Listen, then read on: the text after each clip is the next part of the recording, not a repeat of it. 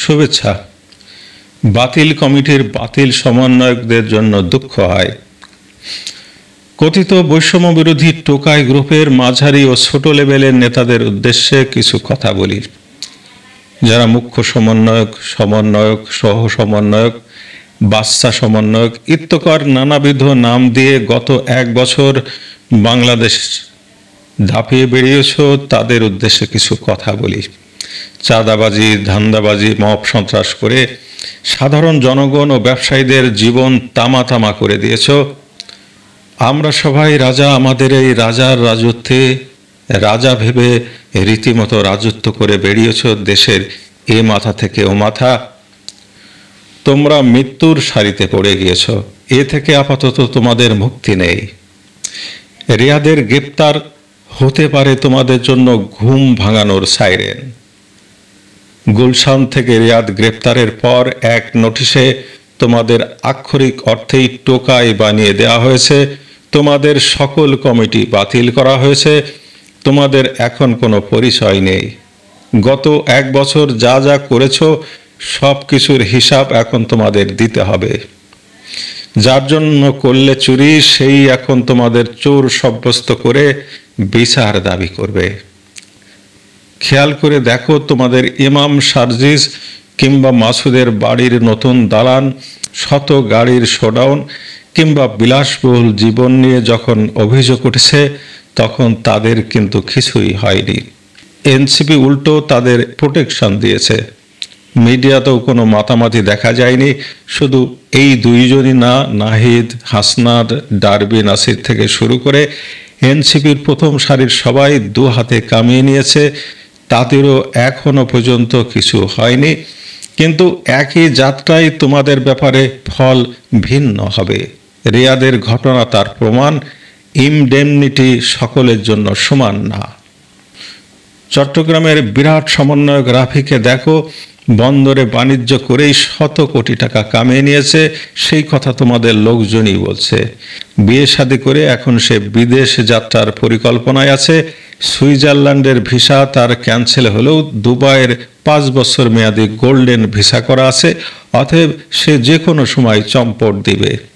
মুগ্ধর ভাই স্নিগ্ধকে দেখো, 1 বছরে যা কামানোর কামিয়ে ইটালি চলে গিয়েছে। বউ নিয়ে আমেরিকায় যাওয়ার চেষ্টা করেছিল, কিন্তু ভিসা পায়নি, কিন্তু ইতালিতে যেতে পেরেছে। প্রথম সারির সবারই কোনো না কোনো দেশের ভিসা করা আছে। বাতিল বিপ্লবীগণ, তোমাদের ভিসার কি অবস্থা? রিয়াদের গ্রেপ্তারের পর দেখো সে কখন কি বক্তব্য দিয়েছে, সব ভাইরাল হচ্ছে। শাহ আলী থানায় গিয়ে ওসিকে কি ফাপড় দিয়ে এসেছো, সেটার সিসিটিভি ফুটেজও সামনে চলে এসেছে। তার মানে কি বুঝতে পারছো? তোমাদের কে কোথায় কি আকাম করেছো, কাকে ঠ্যাক দিয়েছো, কার বাড়ি ঘর ব্যবসা বাণিজ্য দখল করেছো, সবই লিস্ট করা আছে কোথাও না কোথাও। আদালতে কি হয়েছে দেখছো নিশ্চয়। আদালতে কি হয়েছে দেখছো নিশ্চয়। পুলিশ কেমন করে রিয়াদের মুখ ক্যামেরার দিকে চেপে ধরেছে দেখেছো তো। অতএব তোমাদের সব শেষ। একথা সহজেই অনুমেয় যে মাঠ পর্যায়ে তোমরা যারা লাঠিয়াল বাহিনী হিসেবে কাজ করেছো, তোমাদের পকেটে আমদানির ক্ষুদ্র অংশ হয়ে গিয়েছে।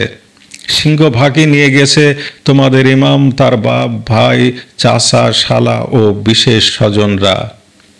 তাদের আকাম কুকাম আমদানির বেশিরভাগই হয়েছে তোমাদের হাত দিয়ে। কাজেই চিহ্নিত যা হওয়ার তোমরাই হয়েছ। এখন বলির পাঠাও তোমরাই হবে। তারা সুন্দর মতো হাত ধুয়ে ফেলবে। নাহিদের বাপের খাসলোক হওয়া সত্ত্বেও রিয়াদ মাপ পায়নি, তোমরাও পাবে না। তোমরা কেমনে পাবে? তাহলে বাঁচার কি উপায় তোমাদের? ছোট্ট একটা আশা কিন্তু আছে। ইমামদের সাথে লেনদেনের প্রমাণ নিশ্চয় তোমাদের কাছে আছে। তাদের সাথে আলাপচারিতার প্রমাণ আছে, তাদের দেওয়ার নির্দেশনার প্রমাণ আছে।